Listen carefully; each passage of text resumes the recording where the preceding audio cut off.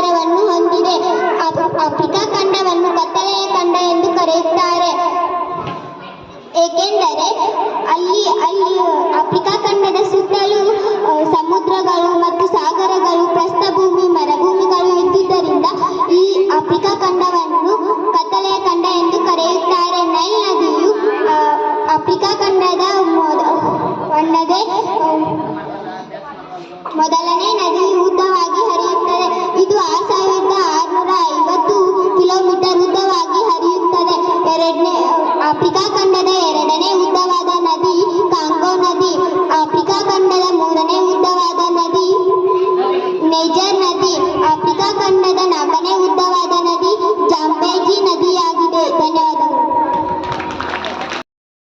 ಅತ್ಯಂತ ದೊಡ್ಡ ಖಂಡವಾಗಿದೆ. ಇದು ಜನಸಂಖ್ಯೆಯಲ್ಲಿ 2ನೇ ಸ್ಥಾನದಲ್ಲಿದೆ. ಇತ್ತೀಚಿನ ವರ್ಷಗಳವರೆಗೂ ಆಫ್ರಿಕಾ ಖಂಡವನ್ನು ಕತ್ತಲೆಯ ಖಂಡ ಎಂದು ಕರೆಯುತ್ತಿರುವರು. ಇದಕ್ಕೆ ಈ ಖಂಡದಲ್ಲಿ ಕಪ್ಪು ಜನರಿರುವುದರಿಂದಲ್ಲ, ಬದಲಾಗಿ ಪ್ರಸ್ಥಭೂಮಿ, ಸಮುದ್ರ ತೀರಗಳು, ಸರೋವರಗಳು ವಿಸ್ತರಿಸುವುದರಿಂದ ಇದನ್ನು ಆಫ್ರಿಕಾ ಕತ್ತಲೆಯ ಖಂಡ ಎಂದು ಕರೆಯುತ್ತಿತ್ತು. ಅದು ಹೊರ ಪ್ರಪಂಚಕ್ಕೆ ಬಹಳ ದೀರ್ಘ ಅವಧಿಯೊಳಗೂ ಒಳಗೊಂಡದೆ ಉಳಿದಿದೆ. ಆಫ್ರಿಕಾ ಖಂಡವು 54 ದೇಶಗಳನ್ನು ಹೊಂದಿದೆ. ಸ್ಥಾನ: ಆಫ್ರಿಕಾ ಖಂಡವು 37 ಡಿಗ್ರಿ ಉತ್ತರ ಮತ್ತು 35 ಡಿಗ್ರಿ ದಕ್ಷಿಣ ಅಕ್ಷಾಂಶ ಹಾಗೂ 17 ಡಿಗ್ರಿ ಪಶ್ಚಿಮ ಮತ್ತು 50 ಡಿಗ್ರಿ ಪೂರ್ವ ರೇಖಾಂಶ.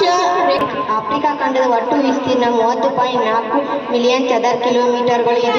ಇದು ದಕ್ಷಿಣೋತ್ತರವಾಗಿ 8000 ಕಿಲೋಮೀಟರ್ ಉದ್ದ ಹಾಗೂ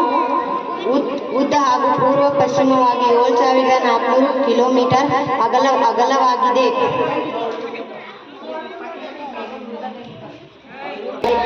ಇದು 1436 ಕಿಲೋಮೀಟರ್ ಆಳವಾಗಿದೆ.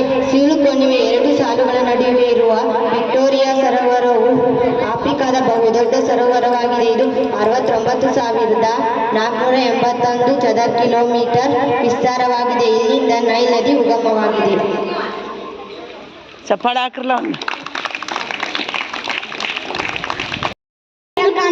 ನಾನು 6ನೇ ತರಗತಿಯಲ್ಲಿ ಓದುತ್ತಿದ್ದೇನೆ. ನನಗೆ ಬಂದ ವಿಷಯ ಆಸ್ಟ್ರೇಲಿಯಾ ಖಂಡ. ಆಸ್ಟ್ರೇಲಿಯಾ ಖಂಡವು ಪೂರ್ಣವಾಗಿ ದಕ್ಷಿಣ ಮತ್ತು ಪೂರ್ವ ಗೋಳಾರ್ಧದಲ್ಲಿದೆ. ಇದು 10 ಡಿಗ್ರಿ 45 ದಕ್ಷಿಣದಿಂದ 43 ಡಿಗ್ರಿ 39.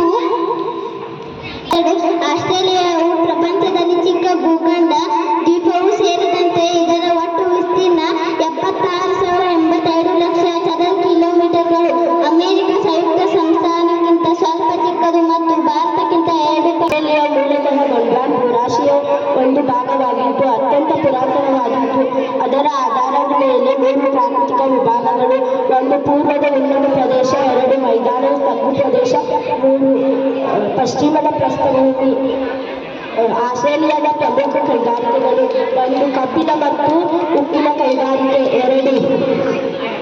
2 ಸ್ವಚಾಲಿತ ವಾಹನ ಕೈಗಾರಿಕೆ, 3 ಹಡಗು ನಿರ್ಮಾಣ, 4 ವಿದ್ಯುತ್ ಉಪಕರಣ, 5 ಜವಳಿ ಉದ್ಯಮ, 6 ಕಾಗದ ರಫ್ತು ಮತ್ತು ಮರದ ತಿರುಳು, 7 ತೈಲ ವಿದ್ಯುತ್ ಶುದ್ಧೀಕರಣ.